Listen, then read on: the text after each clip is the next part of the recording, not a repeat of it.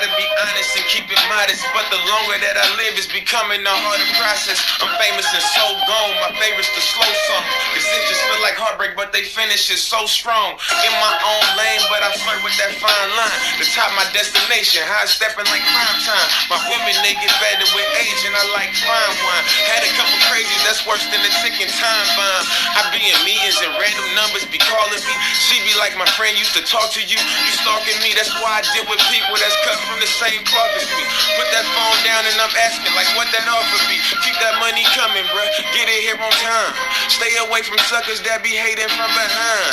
Lot of baby dames in the streets dropping dimes. If that went above your head, learn to read between the lines. What's up 2K friends, Lethal back with another video, and today I'm giving y'all my very first 2v2 part game for NBA 2K21. Today I'm playing with RDH Hulk. We kind of just ran twos just to make sure that I was at the 1 this year. So when we start 5v5 gameplay, I'll always be a point guard. And as y'all know, I'm an oversized 6'9", 240 pound point guard.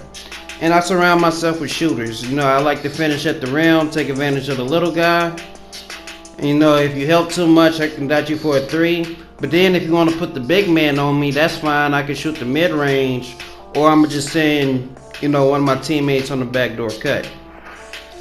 As you can see, we're going against a very typical lineup. It's a small guy with a center. And we just want to try to go out here to make sure things work. We ain't got no badges or nothing. Now, before we get into today's gameplay, here's my jump shot.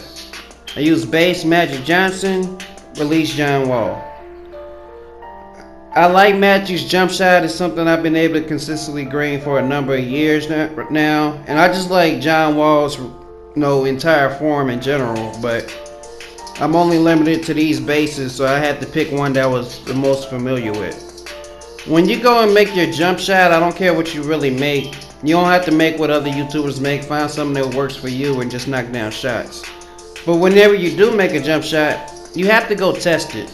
Alright? Don't just make one and say, ooh, that looks pretty, and then get out there and miss every jumper that you take. No, shoot around in the my court. Get a good feel for your jump shot. And keep in mind of your badges and what your player is capable of. Now, my build this year has a 64 mid and a 57 3-ball, which is not very high. Even when I'm maxed out, it's just going to be a 68 mid-range and a 61 3-ball. You know, plus with boost or whatever, but I'm not really going to be making too many jump shots with this build, especially from 3. Now, I am going to take them, like, the more, like, especially once I hit 60 overall on my 3-pointer, I'm definitely going to take more 3s, and I'm definitely going to be more confident in the mid-range, but I'm only doing that so it gives something for me to have the ability to score, and it takes the pressure off of my teammates so they don't feel like they got to make every single shot. Now, for me, whenever I make a jump shot, once I get done, shooting around for the mid-range or whatever and taking a few 3-pointers, I like to go around the world, alright? Which means from each of the 5 spots on the 3-point line, the 2 corners, the 2 wings, the top of the key, I go around the world and see how long it takes me to make all 5 shots. Now, if it takes me around 50 to 75 shot attempts to do this, I'm not going to keep the jump shot. Clearly, I can't shoot with it. I need to find something more formidable for me. But if I can kind of go around and I'm shooting from the different spots and it don't take too long, then I'm comfortable. At that point, I feel like I successfully found me a jumper and I can go play in the park with my friends or whatever. Like I said, keep in mind of how many badges you have and what your attributes are. So, as we go ahead and jump into today's gameplay, the biggest thing I look for whenever I play games in the beginning stages of 2K, since no one can shoot, is how good can our defense be. Alright, again, we ain't really got no badges. We're just coming up in here and playing, and me being the primary ball handler, not being able to shoot, typically it poses a huge problem for our team to generate some type of offense. Alright, that's only in the beginning stages of 2K. Once everybody gets their badges and they knocking down limitless fadeaway threes, then we all good money. As you can see, we're going against a perimeter lock and a glass cleaner finisher. Alright, the typical lineup I see in 2v2 is the playmaking shot creator and paint beast. That's like the #1 duo that I always see. So starting off good, even though you can see me have a few Hall of Fame badges or whatnot, trust me, I ain't got that many badges. I just been grinding in my career mostly, and I'm just trying to come out here and get us a dub. As you see, my partner, very first jump shot he took, didn't make nothing. I can't dribble the ball yet. You know, it's bad. Alright. So clearly, just by the first couple of possessions, I could tell this is going to be a very long game. Alright. Now, of course, I feel like if me and RDH Hawk had all our badges and, the center wanted to try to guard me, or this little man wanted to try to guard me, we would have just been able to bully them the whole game. Alright, you can't leave RDH Hawk open once he gets the three-pointer going, and you can't live with a little guy guarding me in the paint. The most common thing I'm starting to hear is that me and RDH Hawk run 2 centers. I don't understand. I don't understand off the simple fact that neither one of us are a center. Alright, and 2, I actually handle the basketball. Like, I don't know how many centers in the NBA can really handle the ball the way I would. Alright, like, the closest thing I guess to a center in the NBA that would be, my build would be Bam Adebayo, which is an all-star. So I believe that's a compliment. But people say we run 2 centers. I don't understand. The RDH Hawk or any of my other teammates, they shoot threes. They're not stretch bigs. They're small forwards. So, but anyway, that's besides the point. As you can see in this game, early we are struggling. I don't know where the offense is really supposed to come from. And honestly, I don't care. At some point, we need to start putting the ball in the bucket. Right there, RDH Hawk, he's going to continually get wide open jump shots off the strength. Like I said, we ain't got no badges. And it's clearly hard for RDH Hawk to try to guard this center at the current time. So after the center score a couple of buckets, I'm just telling RDH Hawk, yo, let's just try to switch when we can. And we possibly can live with this perimeter lock shooting threes, because it didn't look like he could shoot either. Right here, I went brain dead. I thought I took the ball back. Cost us the possession. And they did a great job of trying not to let us switch, because we never got comfortable to get the matchup that we really wanted. And the thing about my build, a lot of times for my team, since RDH Hawk doesn't have any red in his build, like as a primary thing, I always find myself, like, I can't guard everybody. I'm a great defender and whatnot. I switch properly. I get us easy points, but on the defensive side of the ball, I can only defend one person at a time. A lot of times, once I'm guarding these point guards or whatnot, they always defer and make it to where I can't be the person guarding the ball, pressing the ball, or making life hell for them.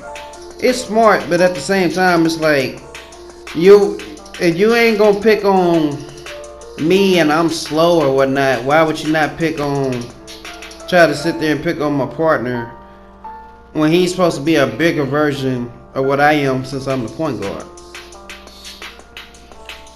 As you can see, after I got a couple of layups to go in, now we hitting a few jump shots. Right there, that might be a little bit outside my range for right now, but it'll improve over time. A lot of what I'm seeing nowadays is just fades, because people don't really have skill at the game. Playmaking shot creators are the new two-way slash and playmakers this year. Like, as of right now, that's currently the best build in the game. Alright. And of course the 6'9" paint beast center, that's the best big man build you can make. And for some reason that duo or combination is just too much. At this point in the game, me and RDH Hawk are taking advantage of what I call the switch. Alright? The point guard does not want to guard me in the post, so he wants to guard Reggie. And every time he did that, I ran down the middle of the switch, giving me a wide open layup. Alright? And once they realized that they did not like the matchup, no, it is what it is.